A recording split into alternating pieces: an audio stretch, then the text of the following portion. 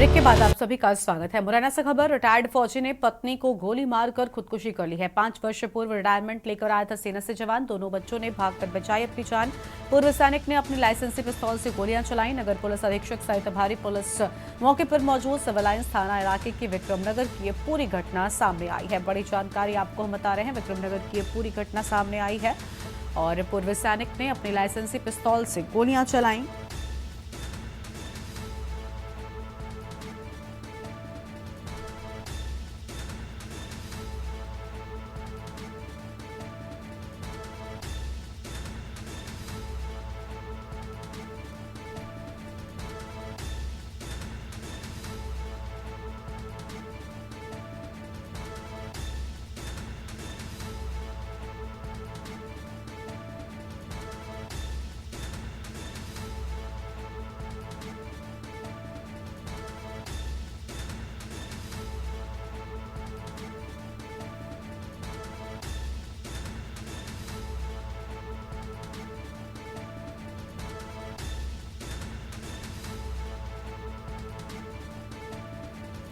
बड़ी खबर आपको हम बता रहे हैं। दोनों बच्चों ने भागकर बचाई अपनी जान।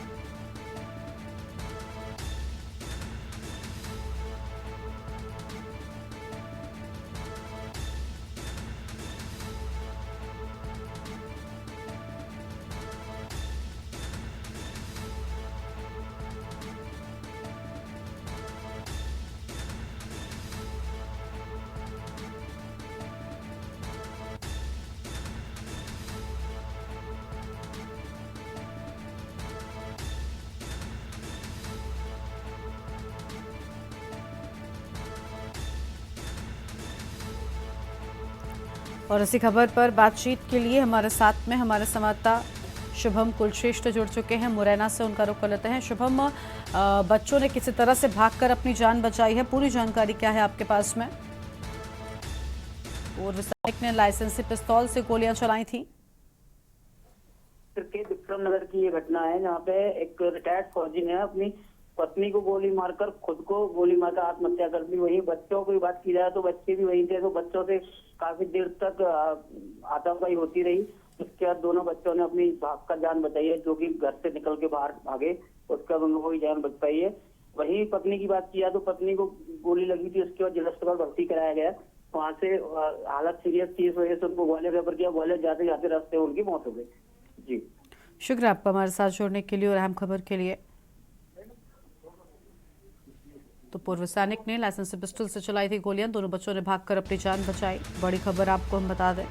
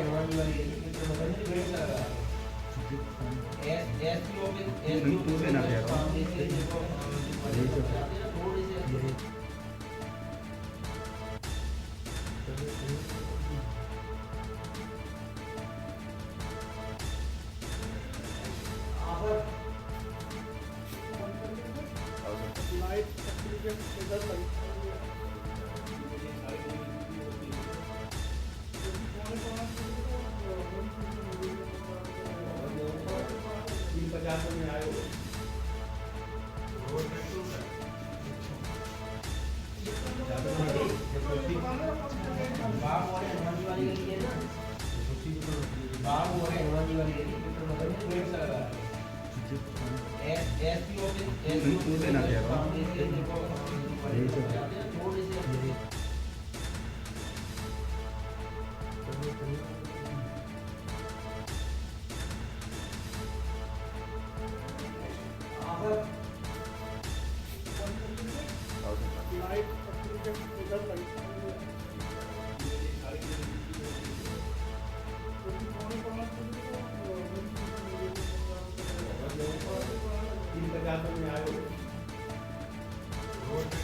मुरैना से खबर 5 वर्ष पूर्व रिटायरमेंट लेकर आया था सेना से जवान।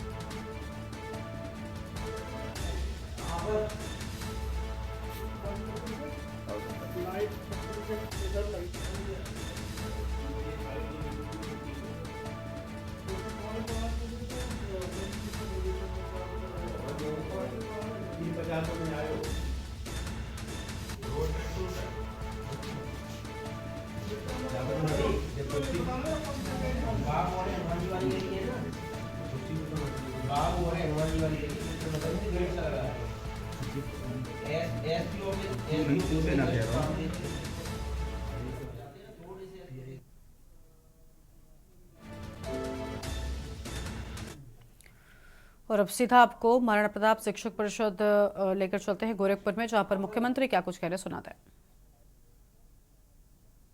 देने के लिए उनके सोने शोषण मुक्त व्यवस्था और शोषण मुक्त समाज की स्थापना के लिए अपना पूरा जीवन लगाया हुआ है।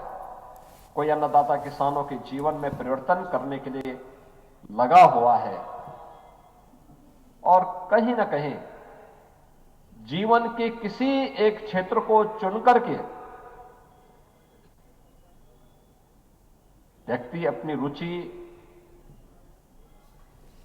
और अपने अनुरूप भी कोई एक क्षेत्र चुनकर के उस लक्ष्य को प्राप्त करने की दिशा में आगे बढ़ सकता है।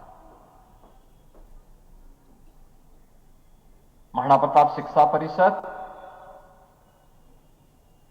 अपने संस्थापकों की भावनाओं के अनुरूप पिछले 92 वर्षों से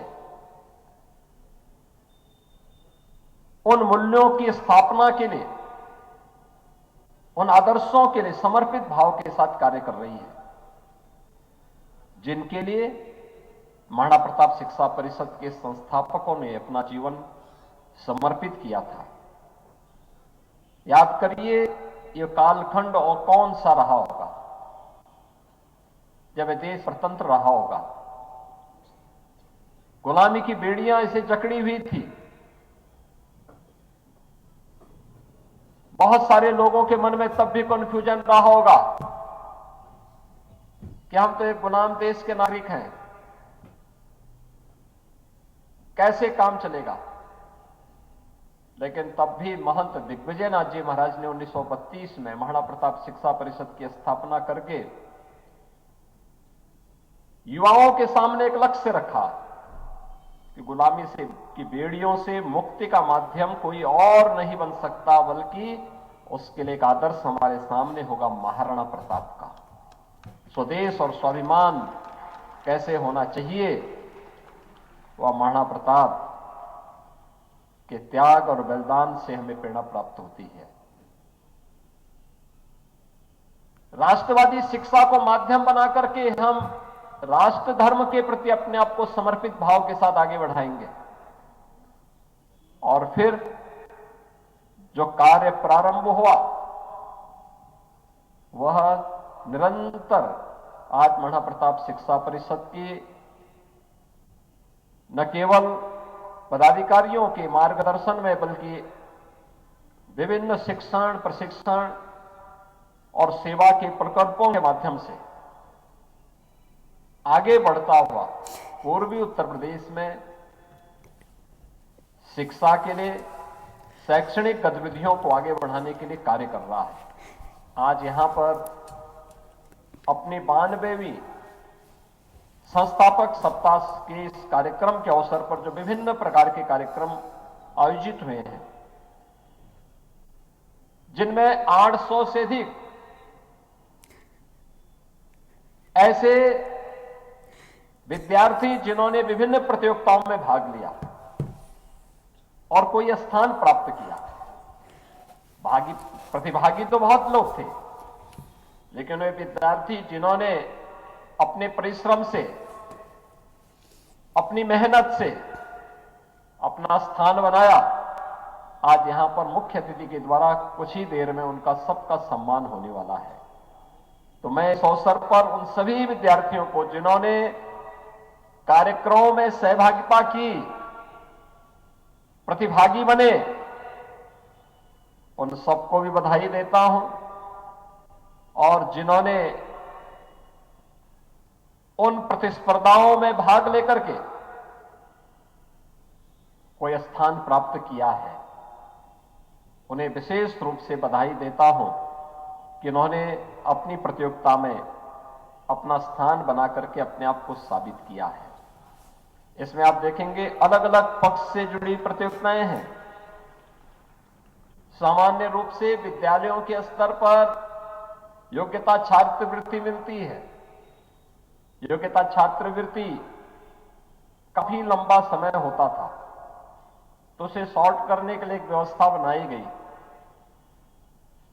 योग्यता छात्रवृत्ति हर शिक्षण प्रशिक्षण संस्थान 11 दिसंबर को अपने अपने विद्यालयों में सभी विद्यार्थियों के सामने योग्य छात्रों को उपलब्ध करेगी। उनके नाम की घोषणा यहां हो जाएगी, वे संबंधित संस्थान अपने यहां वितरित करेंगे। लेकिन इन एक सप्ताह के अंदर हुए विभिन्न कार्यक्रमों के माध्यम से भाषण प्रतियोगिताएं हुई होंगी, खेलकूद की अनेक प्रतियोगिताएं हुई होंगी। यहां पे श्री रामचरितमानस, श्रीमद् भगवद गीता, गोरखवाणी से संबंधित प्रतियोगिताएं हुई होंगी, सामान्य ज्ञान की प्रतियोगिता, क्विज प्रतियोगिता और अन्य एकल गायन की प्रतियोगिता, अन्य तमाम जो प्रतियोगिताएं हुई हैं, वह स्थानीय स्तर से राज्य स्तर तक, स्थानीय स्तर से राष्ट्रीय स्तर तक के खिलाड़ियों की प्रतिभागिता के साथ वे सभी प्रतियोगिताएं संपन्न हुई हैं। और वे प्रतियोगिताएं इस बात को साबित कर ये भी दिखाती हैं कि जीवन का क्षेत्र कितना विस्तृत है। टेक्नोलॉजी भी इन प्रतियोगिताओं में उनके कार्यों को आसान की होगी। खेलकूद का एक ऐसा क्षेत्र है, इतना विस्तृत क्षेत्र है, और पिछले 10 वर्ष में खेलकूद के क्षेत्र में बहुत परिवर्तन देखने को मिला है। एक नई स्वस्थ प्रतिस्पर्धा को हमने देखने को, हम लोगों को एहसास हुआ है कि वास्तव में लोगों के मन में एक नई रुचि जागृत हुई है। और अनेक स्तर पर खेलो इंडिया खेलों के माध्यम से, फिट इंडिया मूवमेंट के माध्यम से, सांसद खेलकूद प्रतियोगिता के माध्यम से, या फिर उन तमाम कार्यक्रमों के माध्यम से जिसके प्रति प्रधानमंत्री मोदी जी लगातार आग्रही रह गए हैं। आज उनके नेतृत्व में भारत खेलकूद की गतिविधियों के साथ तेजी के साथ आगे बढ़ा है। अनेक प्रतियोगिताओं को आज युवाओं ने हाथों हाथ लिया है, और खेलकूद की उन गतिविधियों में जिन विद्यार्थियों ने यहां पे भी भाग लिया है, उन्हें भी उनका पुरस्कार और उनका सम्मान आज यहां पे प्राप्त होने वाला है। भाषण प्रतियोगिताओं में भी छात्रों की भागीदारी, क्विज प्रतियोगिता में या फिर अन्य तमाम प्रतियोगिताओं में उनकी भागीदारी और उनको अपनी प्रतिभा दिखाने का एक अवसर इस साप्ताहिक कार्यक्रम के अवसर प्राप्त हुआ है, जिसमें आज मुख्य अतिथि के द्वारा आज वे सभी विद्यार्थी यहां पर सम्मानित होने वाले हैं। तो इसलिए इस साप्ताहिक कार्यक्रम के अंतर्गत जो विभिन्न प्रकार की प्रतियोगिताएं हुई हैं, जिन विद्यार्थियों ने इसमें स्थान बनाया है, अपना स्थान प्राप्त किया है, उन सबको भी मैं इस अवसर पर हृदय से बधाई देता हूं। उनके अभिभावकों का और उनके गुरुजनों का भी मैं अभिनंदन करता हूं। महत्वपूर्ण यह है कि आज के समय में हम अपने आप को समय की धारा के अनुरूप हमें अपने आप को तैयार करना होगा। याद करना कि कालचक्र किसी का इंतजार नहीं करता, उसका प्रवाह निरंतर चलता है और अगर हम उसके साथ अपने आप को लेकर के नहीं चलेंगे तो हम पिछड़ जाएंगे, हमें पिछलगो कहे जाएंगे। हमें समय के अनुरूप चलने की आदत डालनी पड़ेगी, समय के अनुरूप सोचने की एक ताकत अपने अंदर विकसित करनी पड़ेगी। समय के अनुरूप समाज के प्रत्येक तबके को अपने साथ जोड़ करके टीम भावना के साथ परिणाम पर फोकस करते हुए अपने कार्यक्रम को आगे बढ़ाना पड़ेगा। और मुझे लगता है कि जब भी हमारे सामने एक सामूहिकता का, एक टीम वर्क का, एक संगठित प्रयास होगा तो उसके परिणाम उसी प्रकार से आते हुए दिखाई देंगे जैसे विभिन्न प्रतियोगिताओं में, खेल कूद से जुड़ी हुई विभिन्न प्रतियोगिताओं में जहां पे टीम वर्क हुआ होगा वहां पे परिणाम उस टीम को ही प्राप्त हुआ होगा जिसने सामूहिक रूप से संगठित होकर के इन कार्यक्रमों को आगे बढ़ाया। और ये केवल खेलकूद की प्रतियोगिता में ही नहीं, इसके परिणाम हमारे दैनिक जीवन में भी देखने को मिलते हैं। मैं कल आज के मुख्य अतिथि से कल बातचीत में मैं इस बात का उल्लेख कर रहा था क्योंकि बचपन बचाओ के लिए उनका अभियान अभिनंदनीय रहा है। जो देश का बचपन असमय काल के प्रवाह के दुष्चक्र में फंस गया हो, उस देश का कोई भविष्य नहीं हो सकता। और कुछ उस दुष्चक्र का शिकार एक पूर्वी उत्तर प्रदेश बन चुका था। याद करिए, इंसेफ्लाइटिस से जब मौतें होती थी 1977 से लेकर के 2017 तक पूर्वी उत्तर प्रदेश में और उत्तर प्रदेश के 38 जनपदों में 50,000 से अधिक बच्चों की मौतें इंसेफ्लाइटिस से हुई थी। इंसेफ्लाइटिस के लिए अनेक कार्यक्रम चले, नियंत्रित नहीं हो रहा था।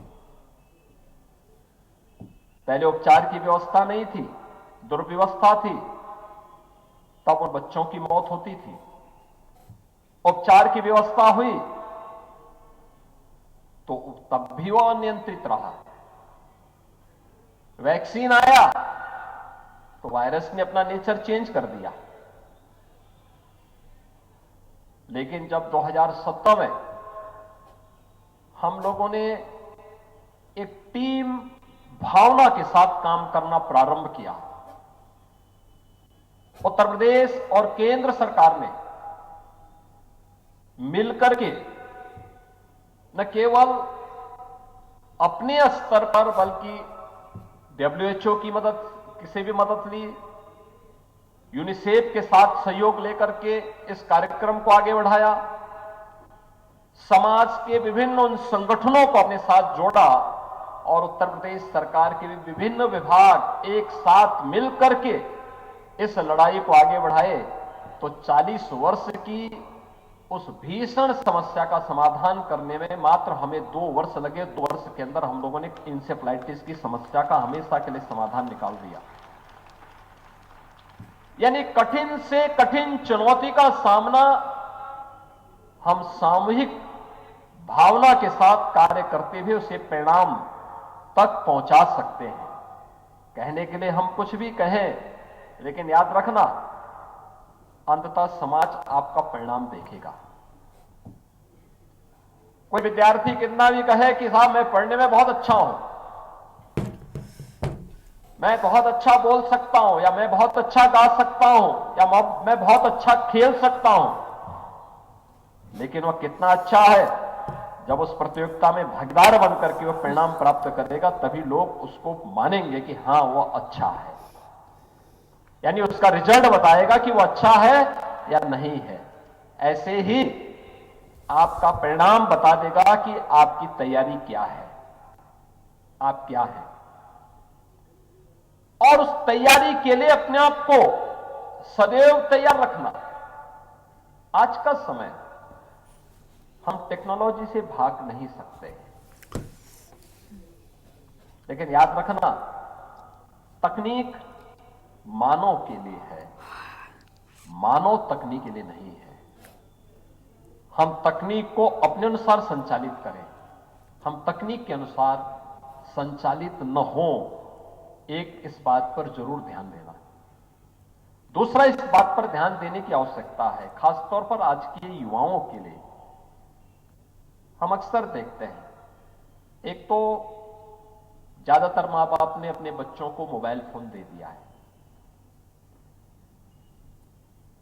उसका अगर इस्तेमाल आपके लिए उपयोगी है तो करिए, अन्यथा उसको अपने घर में रखिए, सुरक्षित रख लीजिए। आपके समय का एक बड़ा समय आपका स्मार्टफोन खा जा रहा है, अनावश्यक रूप से। हम देखते हैं कि घंटों घंटों बैठ करके व्यक्ति स्मार्टफोन पर देखता रहता है। मैं तो कभी कभी मेरा सिर चकराता है ये देख करके कि भाई, मैं देखता हूं बहुत सारे लोग ऐसे हैं, वो नमूने बन जाते हैं, उनको पता ही नहीं होता, वो मोबाइल फोन पे खेले जा रहे 4 घंटे 6 घंटे उसी पे खर्च कर देते हैं, कोई मतलब नहीं इसका। उतना समय अगर आप प्रकृति के बीच में रह करके, अपने पाठ्यक्रम को लेकर के, अपने कार्यक्रम के साथ जोड़ करके, तो इस विशेष कार्यक्रम में पहुंचे थे मुख्यमंत्री योगी आदित्यनाथ, जिनकी ओर से अहम बातें कही गई हैं और खासतौर पर छात्रों को विशेष रूप से नसीहत भी दी गई है। और इस कार्यक्रम में इतना ही। आप देखते रहिए के न्यूज़ इंडिया। नमस्कार। आप देख रहे हैं के न्यूज़, खबरों का सारथी।